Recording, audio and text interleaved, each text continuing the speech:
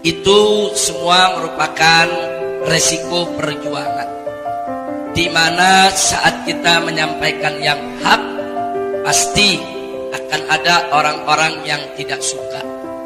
Jangankan kita, Nabi kita tercinta Sayyiduna Muhammad Sallallahu Alaihi Wasallam adalah manusia yang akhlaknya paling mulia, manusia yang sikapnya paling lembut, manusia yang tidak pernah mengganggu orang lain, manusia yang di dalam berucap kata tutur sapanya begitu santun. Tetap beliau dimusuhi, beliau difitnah, beliau dicaci maki, beliau diperangi, bahkan beliau diusir dari kota Mekah, dan berapa banyak pihak yang ingin membunuh beliau, saudara. Nah, jadi pertanyaannya, kenapa Nabi dimusuhi? Apa karena akhlak Nabi tidak baik? Bukan. Kenapa Nabi dimusuhi? Apa karena Nabi mengganggu orang? Bukan. Kenapa Nabi dimusuhi? Apa karena Nabi keras, ekstrem? Tidak.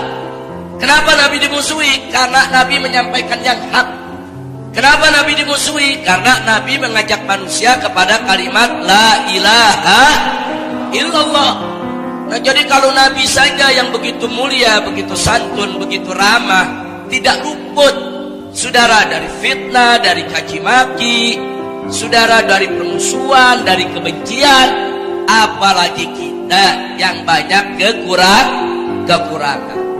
Makanya Al-Imam Syafi'i radhiyallahu ta'ala anhu, ketika ada muridnya melapor kepada beliau, kata sang murid, "Tuan guru, ini banyak orang yang bicara begini, bicara begitu tentang Anda. Ini banyak orang yang menjelekkan Anda. Ini banyak orang yang bersuara miring tentang Anda. Nah, bagaimana menurut Anda?" Ini pertanyaan sang murid kepada Imam Syafi'i. Kemudian apa kata Imam Syafi'i, saudara? Imam Syafi'i mengatakan, "Qad qila annallaha dzu waladin wa anna khaira khalqihi qad kahana ma salimallahu min sabbil bariyah wa nabiyul huda fa kaifa ana." Masya Allah. Apa kata Imam Syafi'i? Qad qila annallaha dzu waladin.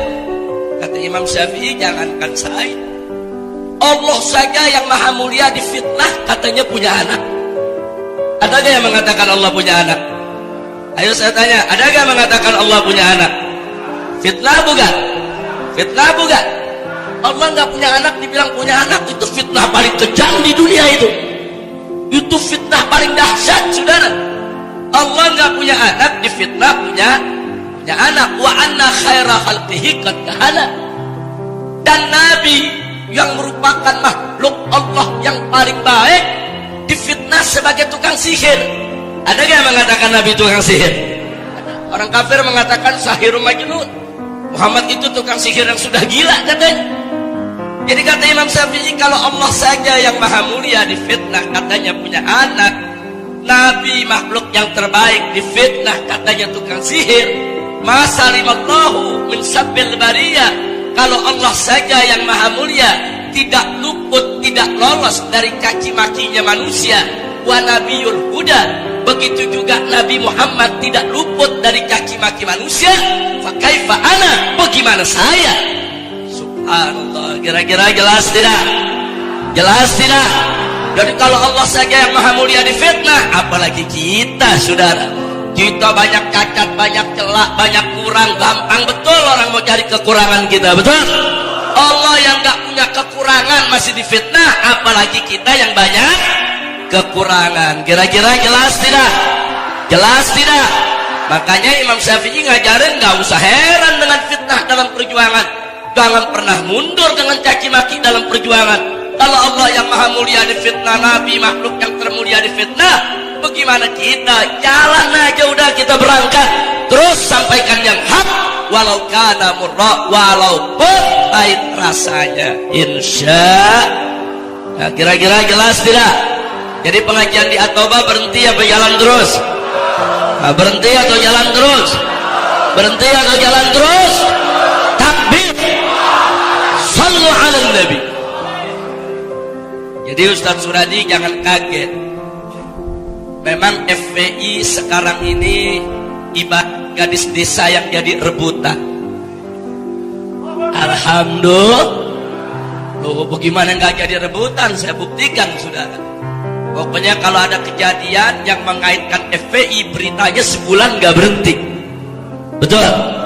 Betul. Di Medan ada 2 ormas baku hantam, bunuh-bunuhan, bakar-bakaran. Masuk TV sekali, selesai. Besoknya nggak masuk lagi. Betul. Coba kalau FPI yang ribut, wah.